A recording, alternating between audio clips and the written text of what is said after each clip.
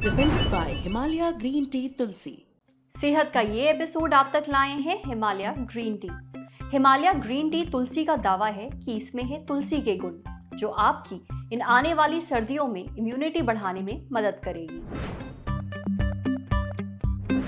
नमस्कार आदाब, मेरा नाम है सरवत। आप देख रहे हैं सेहत ललन टॉप का हेल्थ शो। प्रदीप की शादी को 3 साल हो गए हैं। वो और उनकी पत्नी काफी समय से प्रेगनेंसी प्लान कर रहे थे। अब जून के महीने में उन्हें पता चला कि उनकी पत्नी प्रेग्नेंट है।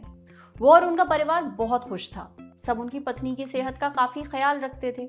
उनका खान पान, सेहत, बाकी जरूरतों का भी खास ख्याल रखा जाता था। पर कुछ महीने पहले उन्होंने अपनी पत्नी के बर्ताव में कुछ बदलाव देखा। वो काफी उदास रहती। उनका कुछ भी खाने पीने का मन नहीं करता था। यहाँ तक कि जो चीजें उन्हें करना पसंद भी थी, उनमें भी उनका मन नहीं लगता। प्रदीप बताते हैं कि उनकी पत्नी को काफी गुस्सा आने लगा था। पहले सबको लगा कि प्रेगनेंसी के कारण उनका मूड बदलता रहता है। वैसे भी प्रेगनेंसी के दौरान शरीर में हार्मोनल बदलाव होते हैं, जिसके कारण औरतों के मूड में स्वभाव पर असर पड़ता है। पर 2 महीने पहले प्रदीप को एहसास हुआ कि बात शायद इतनी सिंपल नहीं है। उनकी पत्नी ने अपना ध्यान रखना एकदम बंद कर दिया था। उल्टा वो ऐसी चीजें करने लगी थी जो उनकी और उनके बच्चे की सेहत को नुकसान पहुंचा सकती थी। प्रदीप अपनी पत्नी को एक डॉक्टर के पास लेकर गए, एक साइकियाट्रिस्ट को दिखाया। पता चला कि उनकी पत्नी प्रीनेटल डिप्रेशन से जूझ रही है। अब आपने डिप्रेशन के बारे में तो काफी सुना होगा, पर ये प्रीनेटल डिप्रेशन क्या है? ये ऐसा डिप्रेशन है जो प्रेगनेंसी के दौरान होता है और ये काफी आम भी है। प्रदीप चाहते हैं कि हम सेहत पर प्रीनेटल डिप्रेशन के बारे में बात करें, इसके कारण, लक्षण, इलाज, बचाव, इन जैसी चीज़ों के बारे में डॉक्टर से पूछकर अपने शो पर बताएं, ताकि और लोग जो इस सिचुएशन में हैं उनको मदद मिल सके। हमने पोस्टपार्टम डिप्रेशन के बारे में पहले बात की है। पोस्टपार्टम डिप्रेशन यानी वो डिप्रेशन जो डिलीवरी के बाद यानी बच्चा पैदा होने के बाद औरतों को होता है। प्रीनेटल डिप्रेशन इससे थोड़ा अलग है। अगर इसका पता सही समय पर ना चले तो इससे माँ और बच्चे दोनों की सेहत पर असर पड़ सकता है।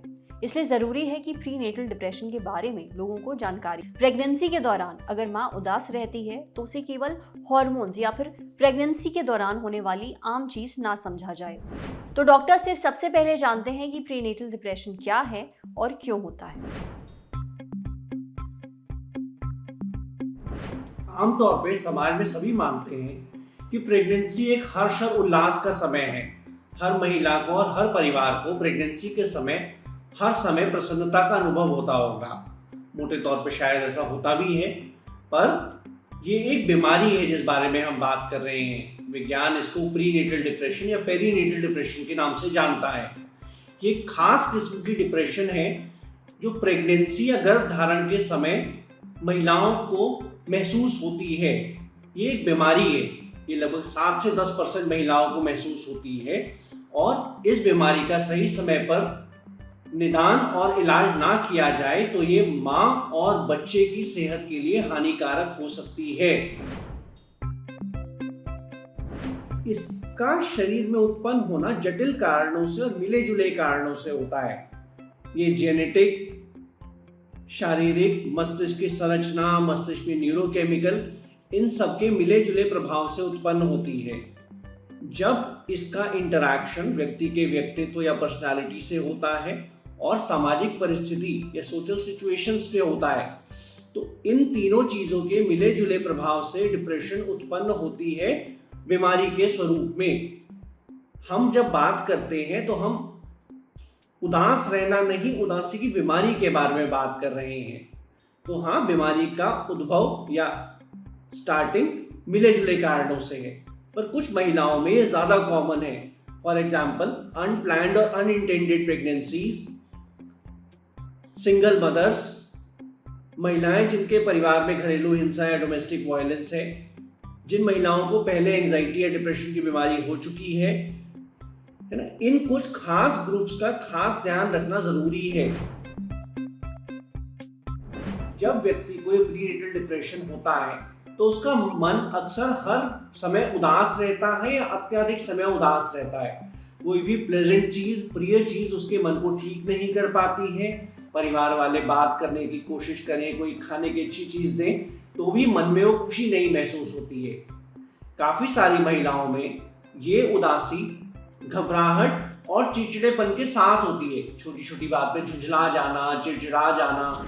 इसी के साथ व्यक्ति अक्सर बहुत कमजोरी महसूस करता है, शरीर में ताकत का अभाव सा महसूस होता है, नींद ना आना, भूख ना लगना, छोटी छोटी बातों पे आंसू आ जाना, नेगेटिव थॉट्स आना, नाउम्मीदी सी महसूस करना।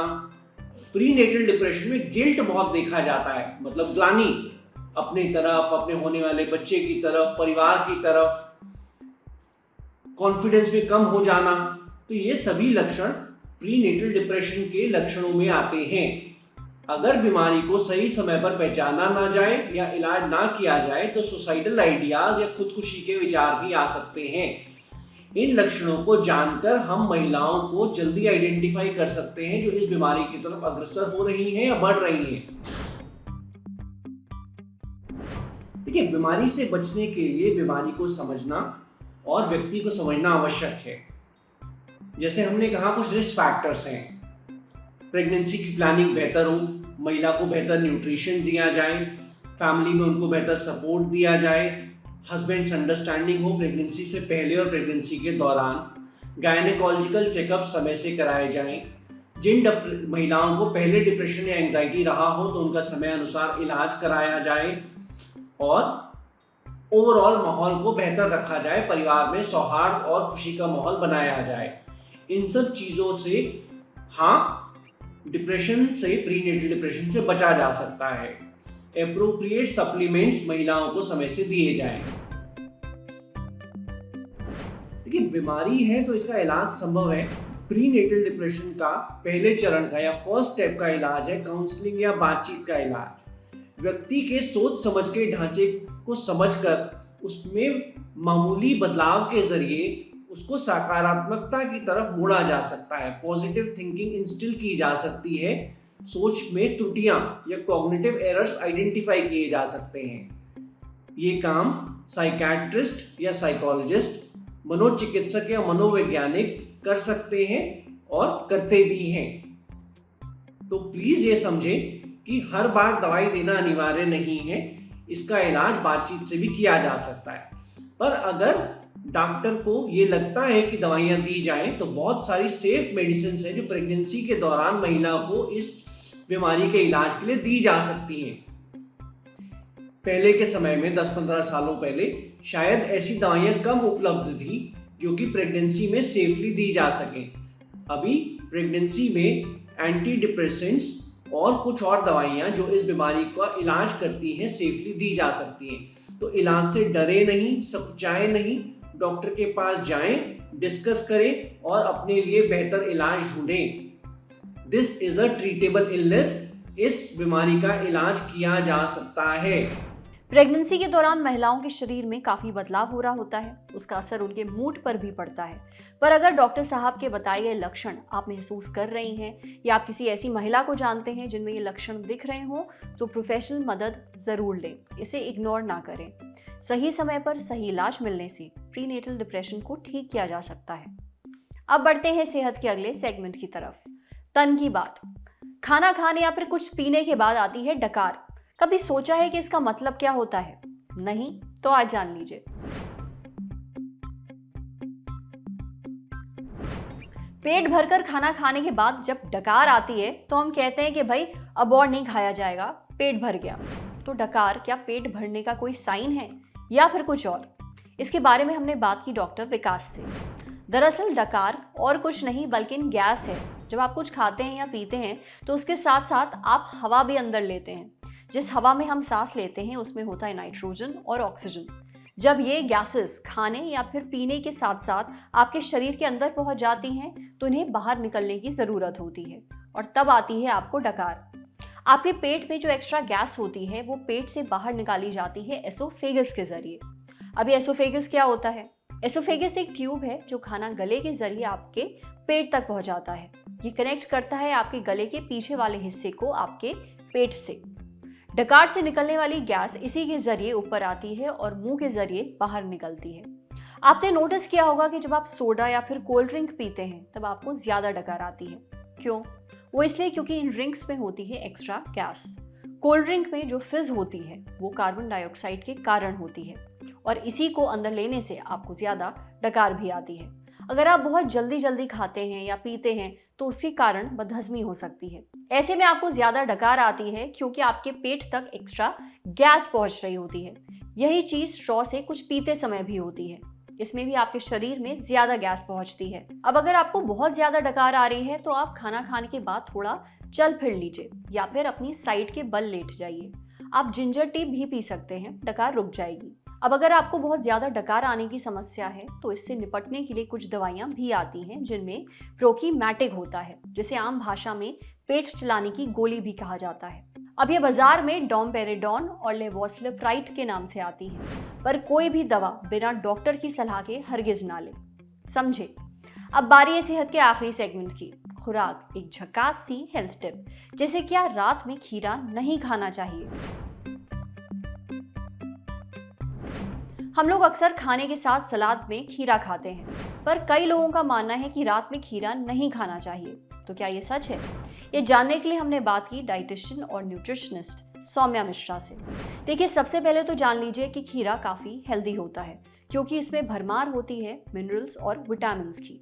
जैसे इसमें होते हैं vitamin B, vitamin C, potassium, magnesium, phosphorus और कॉपर। खीरे में 95% पानी होता है, इसलिए इसे खाने से आपको मिलता है हाइड्रेशन, यानी शरीर को पानी मिलता है। अब अगर आपको डायबिटीज़ है या फिर हड्डियों की समस्या है तो आपके लिए खीरा फायदेमंद है। अब आते हैं अपने सवाल पर, क्या आपको खीरा रात में नहीं खाना चाहिए? खीरे में पानी अच्छी मात्रा में होता है, इसलिए आपको बहुत फुल फील होता है, यानी पेट काफ़ी भरा हुआ लगता है। रात में आपकी नींद टूटती है। अगर आपका पेट जल्दी खराब होता है तो खीरा आपके लिए नहीं है। खीरे में क्यूकरबिटासिन नाम की एक चीज़ होती है जिसकी वजह से आपको बदहजमी हो सकती है। क्यों? क्यूकरबिटासिन के कारण शरीर में गैस्ट्रिक रिटेंशन टाइम ज़्यादा होता है, यानी खीरे को पचने में काफ़ी समय लगता है।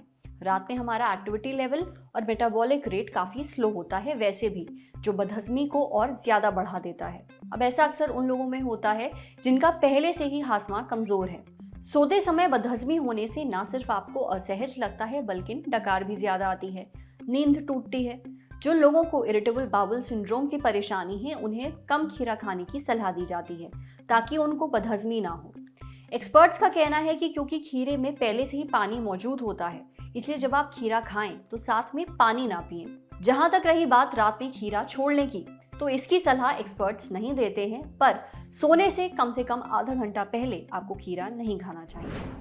आज सेहत पर इतना ही। अगर आप एक डॉक्टर हैं, हमसे कुछ शेयर करना चाहते हैं, तो जो ईमेल आईडी इस वक्त आपको अपनी स्क्रीन पर दिख रही है उस पर हमें एक मेल भेज दीजिए।